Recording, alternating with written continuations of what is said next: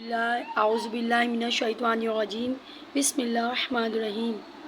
توبہ کے متعلق بیان اور واقعات۔ ہمیں اللہ تعالیٰ نے عبادت کے لیے پیدا فرمایا اور ہماری ہدایت کے لیے طرز بندگی سکھانے کے لیے انبیاء کرام علیہ السلام کا سلسلہ جاری فرمایا۔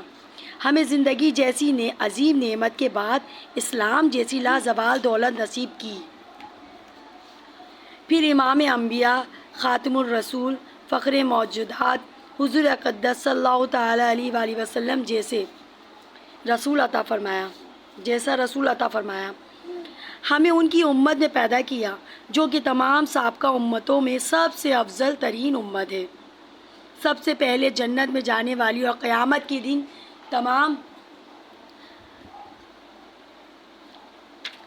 دن تمام امتیوں پر بطور اعزاز گواہ بنے گی۔ پھر موت اور قبر کے حالات سے حشر کے میدان تک کے تفصیلی حالات بھی پڑھ لیے۔ پھر دو مقاموں میں یعنی جنت اور جہنم کے حالات بھی کے بارے میں بھی ہے۔ یقیناً جنت کی آرزو ہوگی اور جہنم کی آگ سے خوفزدہ ہوں گے، یقیناً، اور کبھی نہیں چاہیں گے کہ دوزخ میں جائیں۔ اللہ ہم سب کی حفاظت فرمائے۔ پھر ضروری ہے کہ اپنا محاسبہ کریں اور اپنے گناہوں اور نیکیوں کا یہی خود موازنہ کریں۔ جن میں نیکیاں اللہ کی رحمت اور اس کی توفیق سے ہوئیں ان پر تو مسرت کا اور جنت کا یقین ہو، اور گناہوں سے خوفزدہ اور دوزخ میں جانے سے اللہ کی پناہ مانگے، بلکہ فوراً اللہ تبارک و تعالیٰ کی طرف رجوع ہو کہ اللہ تعالیٰ بہت ہی مہربان، غفور و رحیم ذات ہے۔ اس کی رحمت کا کوئی کنارہ نہیں۔ اس کی رحمت کے دامن سے چمٹ جائیں اور ہر وقت رحم کی امیدوار رہیں، اور ہر وقت اپنے گناہوں کو نگاہوں کے سامنے رکھتے ہوئے ندامت کے ساتھ روتے ہوئے استغفار کریں۔ علماء کرام فرماتے ہیں، یوں تو اللہ تعالیٰ کی بہت صفات ہیں، لیکن ان میں سے دو صفات تمام پر غالب ہیں۔ ایک صفات مہر و رحم اور ایک صفات غضب۔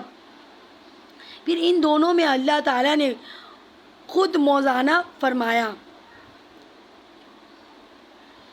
جب اللہ تعالیٰ نے مخلوق کو پیدا فرمانے کا ارادہ فرمایا تو ایک کتاب لکھی، پھر اس کو لوح محفوظ میں محفوظ فرمایا۔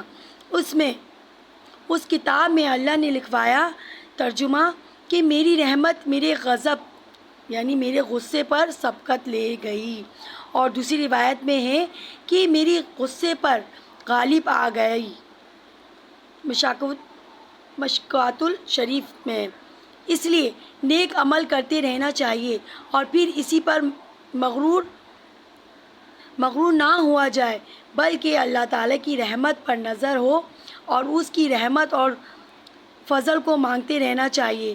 ماں اپنی اولاد پر کتنی مہربان ہوتی ہے، پھر خصوصاً دودھ پیتے بچے پر کتنی شفقت کرتی ہے کہ خود بھوک پیاس سردی گرمی سہ لیتی ہے، لیکن اپنے بچے کو ہر دکھ اور تکلیف سے بچاتی ہے، اس کے دکھ درد کو برداشت نہیں کر سکتی۔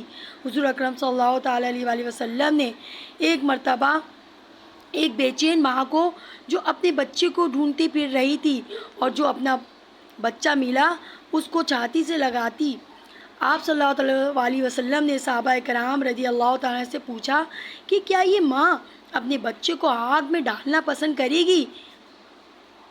تو صحابہ کرام رضی اللہ تعالیٰ نے عرض کیا، ہرگز نہیں، اگر وہ اس پر قادر ہو۔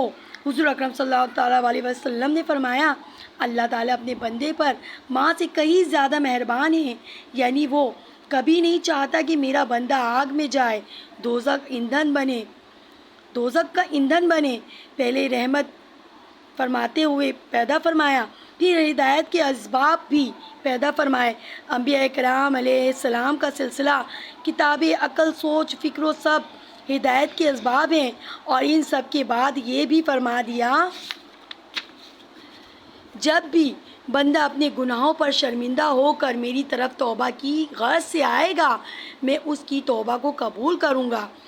ایک حدیث میں ہے کہ حضور اکرم صلی اللہ تعالیٰ علیہ وسلم نے فرمایا، اللہ تعالیٰ ہر رات کو اپنی رحمت اور مغفرت کا ہاتھ بڑھاتا ہے کہ دن کے گناہگار توبہ کر لیں اور ہر